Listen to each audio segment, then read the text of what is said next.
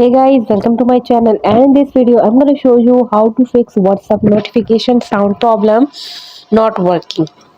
So guys, if you are experiencing issue with WhatsApp notification sound not working, there are several things you can try to fix that problem. So first of all, you can check your phone settings. Make sure that WhatsApp notifications are not muted and the notification volume is turned up. Also guys, you can check the WhatsApp notification sound. Open the WhatsApp and go to settings and then notifications. Let me open the WhatsApp app.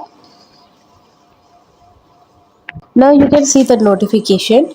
Make sure that the notification are turned on and that the sound is enabled, and you can see notification sounds are enabled. After that, you can guys also update your WhatsApp. Make sure that you have the latest version of the WhatsApp installed on your phone, and updating the app can improve its reliability and fix the bugs that may causing the notification sound issue. Guys, if none of the above solutions work, there may be an issue with your device sound and hardware, and try restarting your device or contacting customer support for the further assistance. So by following these steps, you should be able to fix the issue of the WhatsApp notification sound not working problem on your device.